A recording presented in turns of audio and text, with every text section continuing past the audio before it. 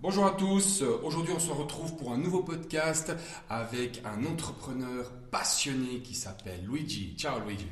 Ciao Sandro. Est-ce que tu peux nous parler un petit peu de toi et quelle est ta société? Merci Sandro. Alors, je m'appelle Luigi Blunda, j'ai 35 ans. Je suis employé actuellement dans l'entreprise Ludicloture, deux structures, une sur Neuchâtel avec Ludicloture SA et puis une sur Yverdon avec Ludicloture Vaud SA. Notre spécialité d'affaires, c'est la construction métallique et la serrurerie avec notre ADN qui existe depuis plus de maintenant 52 ans, le domaine de la clôture.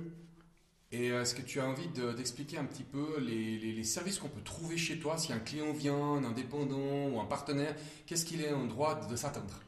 Alors nous, on fabrique des portails, des barrières, des garde-corps, des escaliers, tout ce qui touche, on va dire, dans le domaine de la construction métallique et la serrurerie de tout genre. Une de nos particularités, c'est qu'on fabrique sur mesure, dans nos différents ateliers, tout est fait en Suisse. On n'a aucun partenaire à l'étranger ou autre.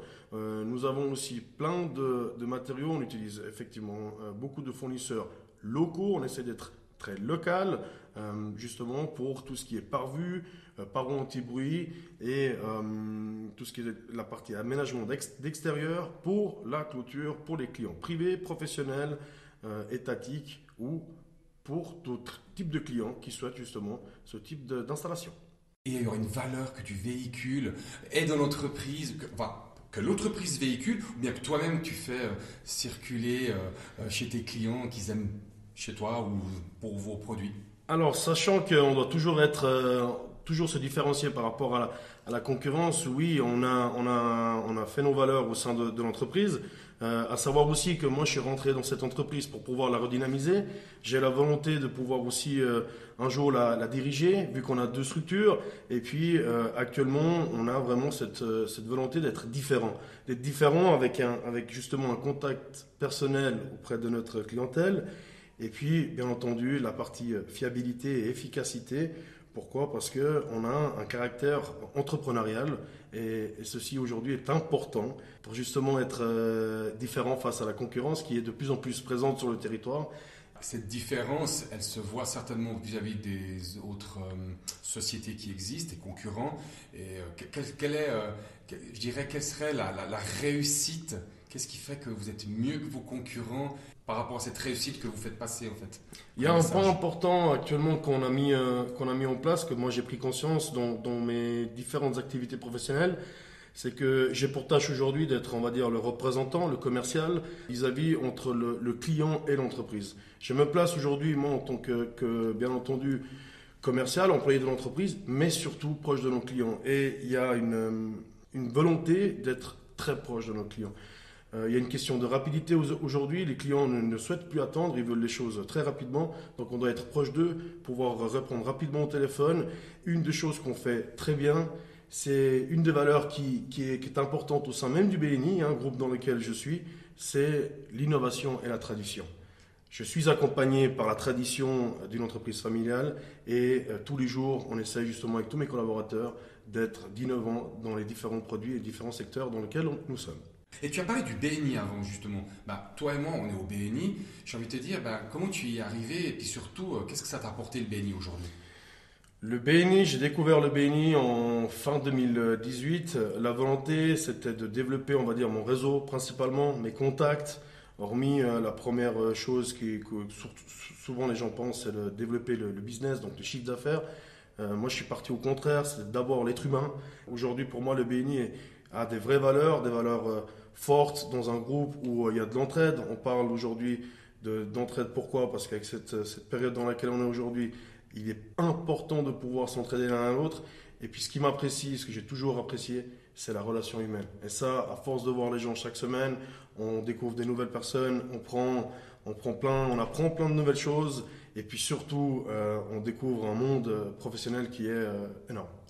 Ouais, moi, il y a un truc qui est très important dans ce que tu viens de dire, c'est que vous êtes un métier technique. J'ai aussi un métier technique.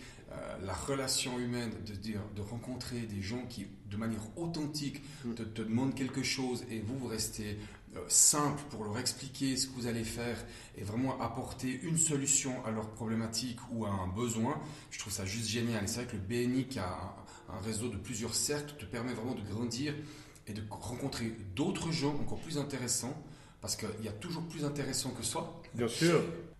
Moi, j'ai envie de dire, avec toute cette expérience que tu nous expliques et toutes ces compétences, certainement, tu as une anecdote, quelque chose de sympa à nous raconter avec un client, ce qui s'est passé, ou bien dans le cadre d'un chantier. Est-ce que tu veux faire partager à nos auditeurs quelque chose à ce niveau-là? Oui, alors j'en ai plein, mais il y en a une que j'ai vécue fin de l'année passée, dans lequel un client me demande justement d'innover toujours dans le domaine du portail. Donc en fait, j'ai pris conscience qu'au sein même de mon groupe d'entrepreneurs, j'avais tout ce que j'avais besoin pour pouvoir répondre à cette demande du client.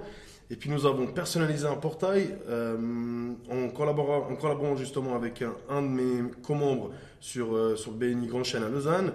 Et ça a été une super réussite. Pourquoi? Parce que le client, il a eu entièrement satisfaction.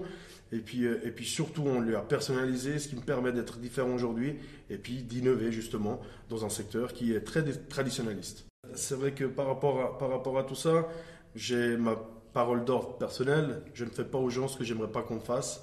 Et lorsqu'aujourd'hui, on me fait confiance pour peu importe quelle réalisation, je m'engage. C'est aussi ce qui fait de nous des êtres humains. Et puis je pense que c'est le plus important parce que quoi qu'il en soit, peu importe le secteur d'activité et le métier qu'on fait, on reste des êtres humains et ça, c'est important. Super, en tout cas, merci beaucoup, cher Luigi. J'espère que ce podcast vous a plu. N'oubliez pas de nous suivre sur www.bnipodcast.com, qui est donc le site officiel des podcasts du BNI. Ensuite, vous pouvez aussi retrouver ça sur la plateforme soundcloud.com/édulcoré.